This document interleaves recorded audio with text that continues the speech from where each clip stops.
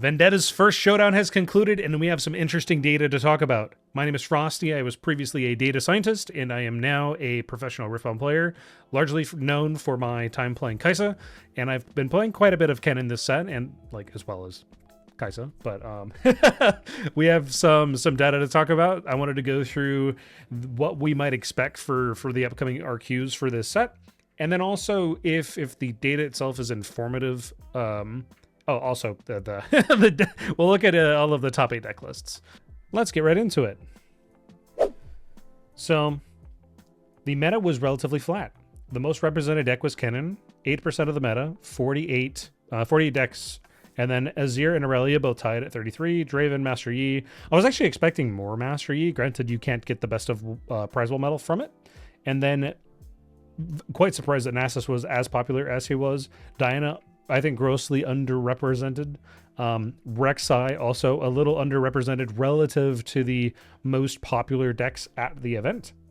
But showdowns have, so far, been more of a flat experience than the RQs. This is also the first event with some form of best of prizing that is post the Origins rotation, where best of prizing isn't present for Origin 6. We do see some. There's Misfortune, Leona, Teemo, less Renekton than Kai'Sa. Love to see that. But this is a very flat experience. I think that there's going to be some element of ratios coming over to the RQs, but I also think that it's not going to be anywhere near as flat as this. I think that the meta is shaping up to be quite healthy so far. We'll have to see a couple RQs to see what makes them, or to see that through. And if we go to the win rate matrix, right? So a matrix is just a table. Let's go to this one instead. And it shows the matchup win rate between different champions. Most of us are already familiar with this. The thing you have to be careful of is this is a wall of data. This is not information. To make data information, we need to give it context. The problem is the sample size for a lot of these are relatively small. While it is informative, we have to be careful not to give too much stock into it. And there's a significant delta in player skill that's present at this event, right? The bar to entry is the fee. You didn't have to go through a gauntlet of trials to get into this event. Anybody could show up, pro or brand new. Anybody could come play, have some fun, which means that you'll have people from like a bronze tier all the way through to challenger showing up. And one of the best players in the world, Prismaticism, was present. So if we look at the win rates of the most popular decks, I think I can sort by win rate. Misfortune is an outlier because the sample size is very small. None of them made top cut, but I think there was two decks represented on Misfortune. Oh, just one. Just one guy's tournament run, 8-3. Was it that long of an event? That's crazy. Okay, so this is a bit of an outlier because it's too small. So we kind of have to disregard it. I think this player just happened to have a decent run in the event. Congratulations to you, Misfortune player. Unfortunate that you do not walk away with the best of prize for it. Master Yi, next highest win rate. Not necessarily the most represented, but when you play a game of Ripbound, the 3 results that could happen is a win, loss, or a tie. I don't know how ties are baked into this. We also can't know the dice roll percentage for each champion. That would be really interesting information to know, but very difficult to record. But that's something I would love to know. So we shall assume that that it's about 50% for each champion that they won the dice roll or lost the dice roll 50%. So if it is a like 48% win, 40% loss, and then 4% tie, or something like this, the more games that occur, the closer it should be to that like 50-50 mark, not including ties. Like 50-50 is expected. So the further that the deck is away from 50% relative to the number of games that are played, the more impressive it is. So this 60% figure with 202 matches is quite significant. It's actually more significant than Rek'Sai at 59% with 166 games. I would claim, based on this information here, that Rek'Sai is not as strong as Master Yi relative to the data that we have. It could also be the case that a lot of players that are really good players perceive Master Yi to be stronger and then pick that deck, and people who are less strong presume that Rek'Sai is. Granted, the winner of the event is a Rek'Sai, so you know, they're both very, very strong decks. This is well above the 50% win rate. Also, Draven. Draven appears to be back. I don't know if this is a Noob Slayer deck, because it might be. People just might not know how to pilot against it. Or, it's really good. Also, Rek'Sai did win. Rengar won. My mistake. But there is a grouping of decks that are relatively high on the win rate ladder. Sivir is also quite high, but her match quantity is so low, I would also consider her an outlier because a small volume of pilots were on the deck. Jace, reasonably high. Kennen, quite high, because in context, Kennen and Irelia and Azir, more pilots, more games, more likely for it to squish down towards the median. This is really informative to me that the three of the most popular decks are all present here. Meta, most effective tactic available, to me implies that it's probably sitting right here. Plus the decks that are right here. I think these 7 decks, statistically, are most likely the strongest decks in the format. Master Yi, Rek'Sai, Draven, Rengar, Kennen, Irelia, Azir. Because of how the volume of games that are present and their win rate pressed away from the expectation, where expectation is 50-50, right? Assuming that they're tossing out ties. So that is a perspective here, right? So take things in context. Don't assume, okay, it's a 0% win rate for Misfortune and Diana, therefore the matchup's bad. Most people don't think this way, right? Surely. This was a 1 game sample size, and the Diana happened to win. So there's a lot more context that goes into whether or not a deck is favored into another. If there's a large volume of games, you might have some consideration there. Like, for example, the Kennen Ezreal match is 27% win rate. It's only 11 matches. I still consider that quite small, but 27% win rate is kind of what I'm expecting. I don't think that matchup is relatively Kennen favored. I think Ezreal has the advantage there. I don't think either deck is currently solved for the current meta, and I think that as things shift, maybe that'll change, or as people understand the matchup more, because this is really, really early on. And because it's early on, there's significant variance in deck building too. It's not a bunch of people that can net deck the RQ winners deck lists from the most recent event. There's so much range in what people brought here that we have to be very, very careful what conclusions we draw from this data. So let's move on. Let us consider now the tournament decks. Congratulations, Kyle, Mr. Prismaticism himself, who took the first Vendetta Showdown. Very exciting. Very, very exciting. For him to say that he took off the training wheels by removing purple and just winning an event is kind of crazy. I think this deck is kind of stock. Like, this is not a crazy, very spicy deck list. I think the site is a spicy meter. I don't know if it said it for this deck. Because the spiciness, yeah, it's 29% spiciness, which just is a measurement of how much like other decks this deck is. And it's very similar. This deck is very, very normal, which implies that the pilot diff is the reason that this deck won. There is some things we can definitely look over, some things to consider. Rengar, Orange Rengar is the strongest of them. I'm not surprised as the chosen champion. We're on a 9 2-drop complement. The Faithful Hook is kind of broken. These are both 1-might units on defense, which is kind of interesting because we have Inferno, Faithful, and Up from the Deep probably going to run amok through the meta. So I'm kind of expecting Bella's Breath to go really strong. This is a really high probability of landing a 2-drop on your first play. You definitely prefer to see Faithlooker or Inferno first, but Pit Rookie is fine.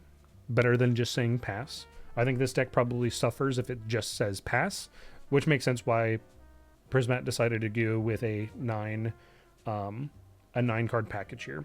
First Mate is also a, well, there's 3 other going second options. Relatively low to the ground. The entire deck, the entire curve is relatively low. 9 cards take up the low end, and these are also pseudo combat tricks because of the legend being a buff. Where, so 9, and then another 7 to 3 might, or to 3 drop no power units. Nidalee is kind of a fine going second play. So if we count this as well, that's another 10. So 19, 20 cards. 21 cards? 21 cards playable on the first turn going second.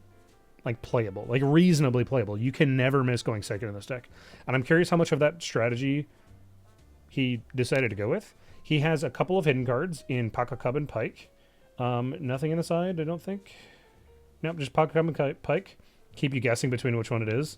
This is a, I don't know. I'm kind of thinking it would make more sense to run double Pike instead of Pocket Cub Pike, because this is not that expensive that you would need to care, and it's an acceleratable unit.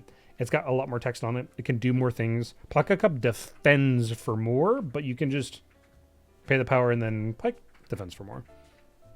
You can't really pick this card up, though. I don't think that you have much method of picking it up outside of Grim Apothecary.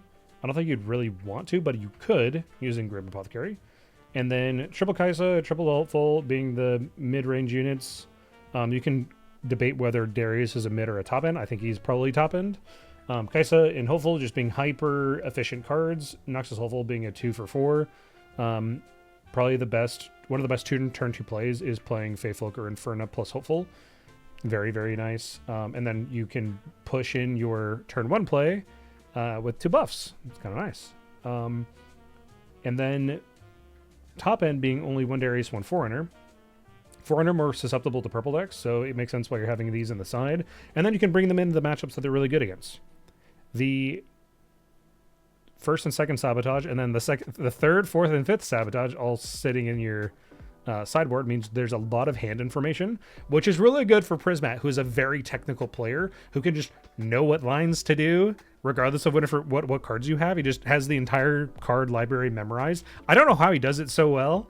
But I love to see his mind work, but also being the huge upgrade to gear kill in these colors. I think that this is the strongest red gear kill because Thermal Beam is kind of very high tempo usage, and if you're just trying to kill 1 gear, it's very bad. And this is flowable. You can't because it's flowable. It's even stronger. Extra copies of Pike is kind of interesting, especially if you don't show it early or if you need to go more aggressive into control style decks. You have no challenge, but better challenge in triple package Rampage into the decks where it makes more sense. Probably also where you're putting in Foreigners. These are probably really good in E. That makes sense why there's multiple made. The 3 Thrill the Hunt, 3 Punch First is like the main spell, like combat spells. You have, this is Ambush, I believe, yeah. Yeah, so you have Ambush and Grim Apothecary, which is combat trick, right? And then you have Thrill of the Hunt and Punch First as the other. I suppose Nidalee can also ambush. So this is the most interesting, most well put together Rengar list that I've seen. I'm a huge fan of this. Surprise. Thrill of the Hunt is excellent. It's like it's like Breach, but better. I wish I could have this in my decks. It makes me like almost half tempted to try this list. But Thrill of the Hunt is an incredibly strong card for obvious reasons. I would try Bryn here in this deck to see how good I could get it. Like, I don't know what, maybe it's off theme, or maybe there's other reasons why Bryn here doesn't make sense. It's probably a matchup thing. But Bryn here, Punch First should never have been printed. It's absolutely disgusting for 1 energy to represent 5. And then Irelia does Irelia things. Let's go to the next deck list, shall we? Kennen! So this is a purple Kennen list? Yep. So purple Kennen, this is a tempo list with Baron. Yep. Standard tempo plus Baron. There's some mono purple decks running around that are featuring like 11-1 or 12-0. So this is like a appears to be relatively standard, but there's some things that we could talk about for sure. The battlefield selection is pretty standard. Zone Warren's generally going first. Good filtering tool. We get to decide what goes in the trash. Minefield going second. I honestly am not sold on Minefield. We don't get to see what cards are being discarded, so just randomly losing 2 cards from your deck, and it could be the important ones. Veiled Temple going first. Very strong. It's one of 2 very strong going first battlefields for Kennen. I think the other is Sam Swept Tome, where you can cheat power costs. This one demands that you have Seal of Discord, but is less helpful for opponents because other decks are running things. If they're not using seals or gear, they could be running other things that target their own units that are power costed, so this is discounting for them. Veiled Temple is a bit more neutral than that. So like there's a world where you play Veiled Temple game 1 and then run Zon Warrens going second and then Swanswept Tome going first. I don't know if that's correct or not, but that's an idea. This is a relatively high 2-drop count, where the primary 2 drops are Treasure Hunter and Traveling Merchant. We're on 3 copies of Ride the Wind, so the primary game plan is to push in Treasure Hunter, ride the wind over, pull it back, get a lot of power. This is a very, very heavy, power-hungry deck. And then we have a Baron top end with a very small package. It's only running Baron Harrowing, so it's not using the 3-drop, 3 might, discard draw. If you happen to have both and you can't discard, you need to deploy Traveling Merchant and get moving. You're hoping that you discard the Baron Asher to Minefield and stuff like that, or to Lightning Rush. Absolutely love Lightning Rush. And then you use Harrowing to reanimate the Baron using 5 purple power. We're on 2 Last Rites, 2 Tide Turner to get the Baron moved around, and then also pseudo Ride the Wind. We have 3 Nocturne as a high roll potential that you kind of just have to play, it seems. The consistency package, double Last Rites, so you could run 1 or 2 depending on your build. And then you have the space down here is kind of like the optional cards. I think Ride the Wind is probably core, now that I mentioned that. Tide Turn is optional. Flash, Rebuke, Starcross, Switcheroo, Up from the Deep. These cards are optional, especially in their ratios, depending on the meta call that you're making. Otherwise, the deck is kind of standard. I think Flash is probably the most uncommon card out of the Kennen list that I've seen so far. Congratulations to the TheTopDeckHero for having an excellent run to second place. Let's look at the sideboard real quick. Call of the Week is kind of funny because you can Call of the Week and then Fizz of the Week. But he's only on 2 Fizz. But Call of the Week, Fizz, Call of the Week. Hard Bargain is excellent into many matchups. Obviously, we want it into Lux Infinite, but also spell heavy decks. So only 1 copy of Salvage. We don't have any other gear hate besides Salvage, so we're probably trying to get to 5 and then Baron. Baron to 8. Invert Timelines is a quick win into Lux. Big fan of it. I also really hate Lux. Raymond Bloom Prefect for all gear decks, but most prominently Jace. If you flip this when they flip, you just immediately banish whatever they're going to play. Starcrossed. We're on, that is 3rd copy of Starcrossed for decks that it's most advantageous to bounce your opponent's stuff, or that you just want to see more. Kha'Zix probably into E, Angler Beast into Go Wide decks. I'm not a believer in Angler Beast. I don't think we need it. I could be wrong. I'm open to being wrong, but I just don't. Also, I don't think we need Safety Inspector over Second Call of the Week.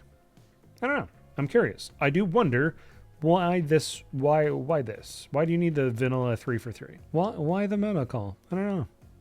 Downwall is an interesting piece that you use when you're at 6 or you're in a losing board state. You play this and then you redeploy the Rossas that were on the field. That way your opponent has nothing on board. You can have 6 points and then a demanding position in base.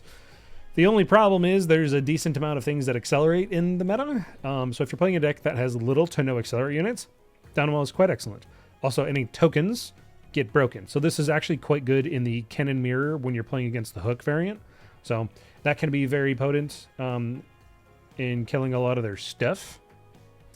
And Kennen in Hook is even more rune hungry, even more struggling with rune economy than the standard build. So I can actually see this being a good piece for fixing that if you struggle in that matchup. The 3rd place deck, Rek'Sai by Skilliton? Skilliton. Do I know Skilliton? I don't think so. Rek'Sai! Rek'Sai got stronger in the set for sure. I've not been paying attention to Rek'Sai, but I'm aware that the deck got more tools. 100%. And this is the kind of like epitome of Riftbound aggro, where you want to double conquer every turn, and you're not really going to hold, or you're not really caring if you hold. I think the Forbidding Waste is an anti-Yi call. And also, if you don't care about holding, you just make it so their holds are worse. I don't see a problem with that at all. Candlelit Sanctum, more opportunities to look for Under Titan. Actually, Under Titan is revealed, so that doesn't work. That doesn't work.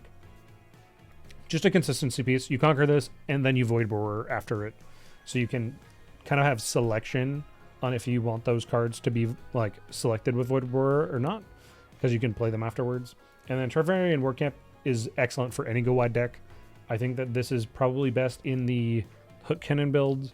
And I think Rek'Sai is probably the second most wide deck currently, because Hook Kennen's playing Vanguard Captains and Spectral Matrons and Alawi.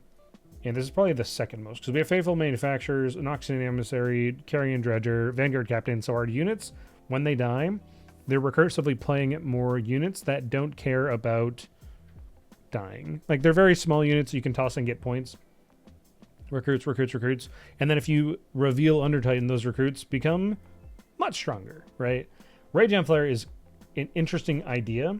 I think it makes a ton of sense because the deck is so wide that you play this thing and all of your units get bigger, and the more units you have, the more effective this is because it's applying to more units. So instead of a +2 to one thing, it is a, when empowered, +10 to the field or +12 to the field, depending on how many you have.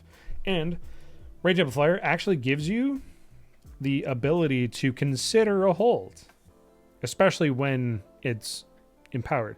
Problem, Gear Hate.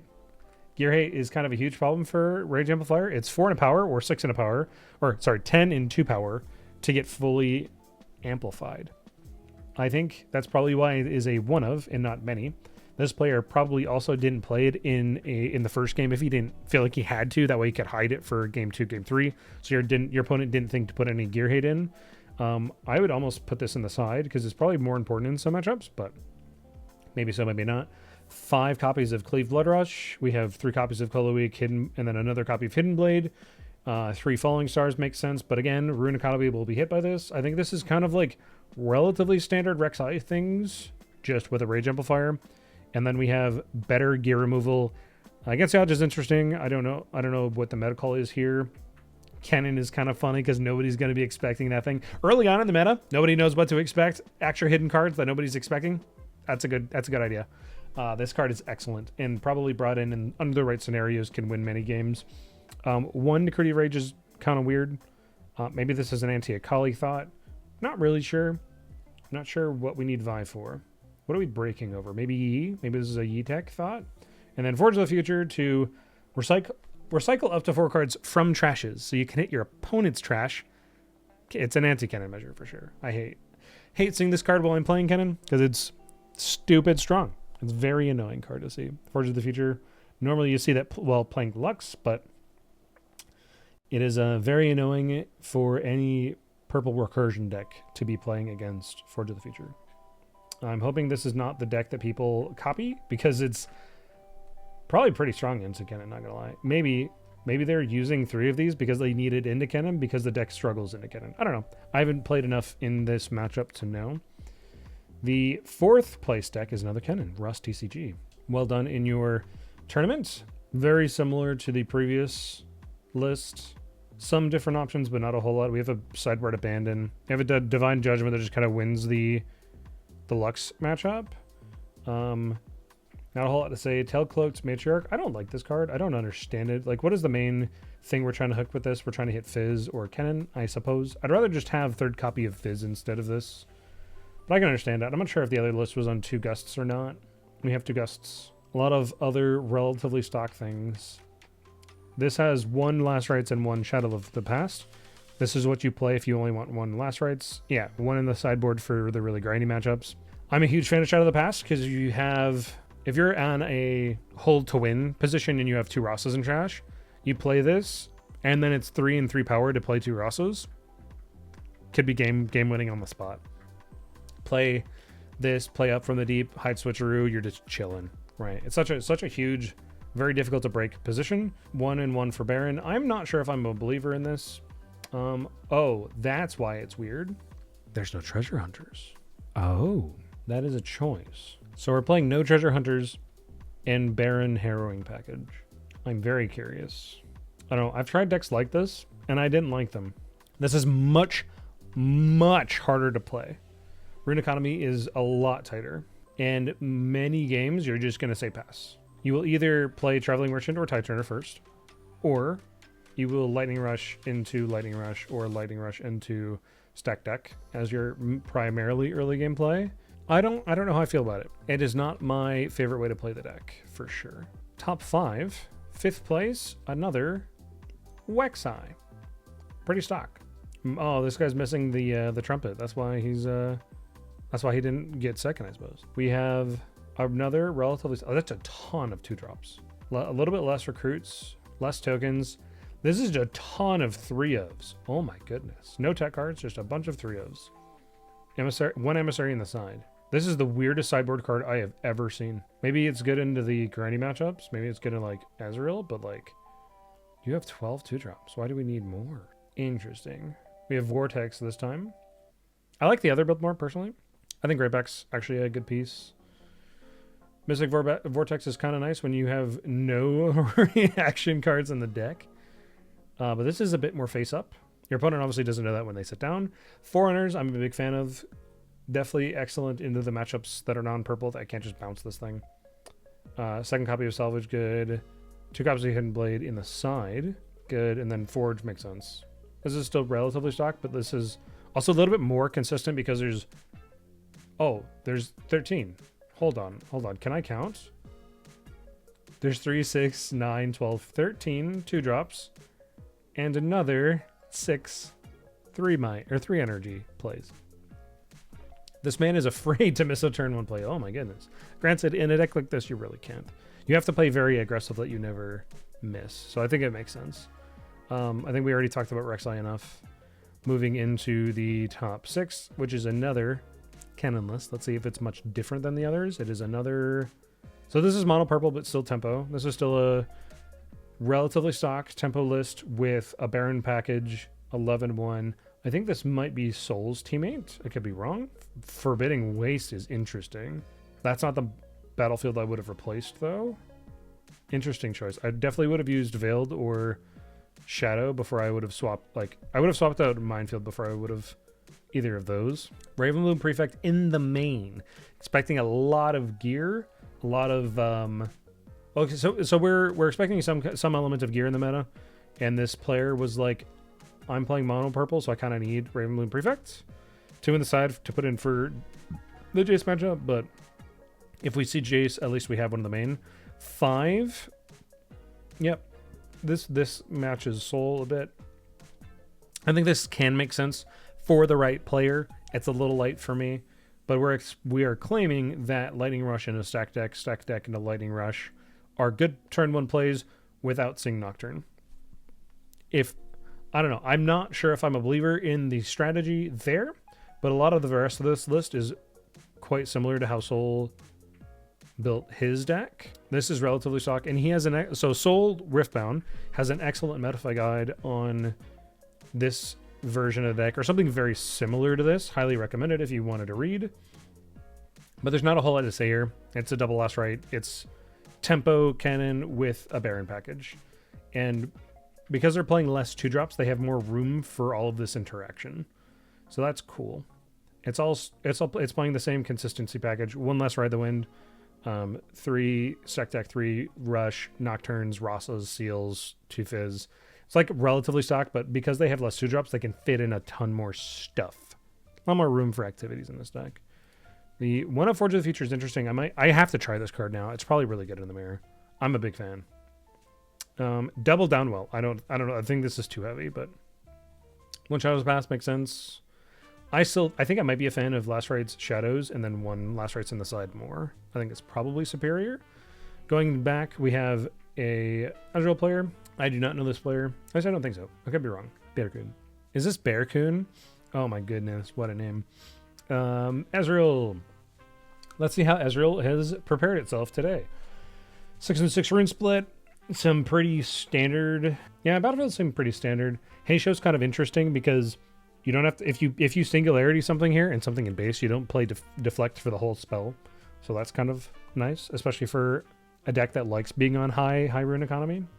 Thrives on playing Pact, Spirit, get rid of all your stuff. This is pretty stock. Is this a set 3 list? What in here is set 4 besides Heisho for the main board? For sure. Nothing. This is a set 3 list. If it ain't broke, don't try to fix it. Heisho is a unique addition. I don't know if this is I don't know exactly what this replaces. Maybe Void Gate. But this is kind of funny how well this player did with a set 3 deck. Oh goodness. Not even a set 4 card in the side. Wow. I was not expecting that. There's no updates, no changes. I don't know what I was expecting, but not this. All right. I will pass this to Berkunn. Let him handle the evaluation of this deck. It appears pretty normal, pretty standard. Daily Forest Wages, Bell's Breath. Ever since the Hartford Regional Qualifier, this deck, almost in its entirety, popularized by Berkunn, has been around. I don't know if Sprite in the main was the play before, and there probably was more gear hate. I don't know if we were on 3rd list. I'm not totally certain about the ratios for this list. I highly recommend looking at any of Berkunn's stuff for this. I don't know if he has a guide out or if he has one coming. I should ask him at some point. But this is interesting. Yeah, there's no vendetta here. It's a set 3 list, so cool. Congratulations, man. Well done. And then the last component of the top 8 is Sinzari on Rek'Sai. Best of Kaisa Vancouver shifted to Rek'Sai, which is, I think, pretty interesting. And he ran a pretty stock list. Longsword is a tech I'm not surprised to see. He was running this in Kaisa as well. No Star Springs Sinzari? What the heck? Man, this is so interesting. This is pretty stock. Yeah, Brittle makes sense. Otherwise, it's very similar to set 3. The Shadow Fiend, I think, makes a ton of sense. 2 for 2, swings for 5. You just got to empower it. Power is a very powerful mechanic because you can put resources. You have the option to put in resources. This is either a 2 for 2 or a 2 for 5. That just doesn't defend particularly well. I'm a huge fan of the empower mechanic in the right context. Because you can play these on turn 1, and then you can also play them later and them not be as weak as well. I can't say that I'm a big fan, but I understand the strength of these types of cards. It's also very difficult to design because of balancing. So I'm curious how the team decides to use Empower in future cards. I'm actually really glad that Vendetta was kind of light because we probably would have had some obscenely broken cards with the Empower mechanic on it. And I think that's also partly a reason why most of the set 4 legends are like a little lower in power than previously. Like all of the S tier legends are all older. They're not brand new. But not a whole lot to say. This is there's nothing crazy here, right? Longsword is the most interesting tech. 6-6.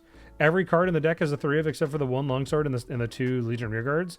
We have so many 2-drops, it's impossible to miss. And then also some 3-drops, and then more Noxus Holes to make things very efficient. We're looking for Under Titans, flipping them, double conquer on repeat for sure. Divine Judgment, I love to see. Forerunners, let's go. One of my favorite cards in the game. There's not a whole lot to say about this list because it's Rek'Sai. It is unapologetically Rek'Sai. And I think Forbidding Waste is probably going to become popular because of these decks. And I don't know which I prefer between the two. If I were to build a Rek'Sai deck today, which I would take.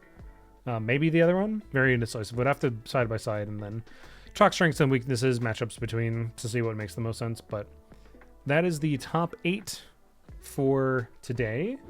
I have nothing but excited feelings about the regional qualifiers to come. I will be participating in Barcelona Singapore, and Los Angeles. I'm undecided which decks I'm bringing to each of them. I think I will bring Kaisa to at least one of them for fun, and we'll see where things go from there. If you've liked this or enjoyed this video in any way, please like and let me know in the comments if you have any questions or any thoughts, opinions. If I'm wrong about stuff, let me know. I'm very curious. Like, if anybody has opinions that are different from mine, it's totally fine. Just let me know. I'm a very curious man. If you're looking for some sleeves, look no further than Element Sleeves. There's a code in the description for my favorite brand of sleeves. It has a link that gives you 10% off of your order if you like. Very reasonably priced, very high quality sleeves. I think I'm going to do a product review pretty soon, just because I want to do. Because I'm fun. I don't know. Hope you've enjoyed, and I hope you have a wonderful rest of your day. Goodbye.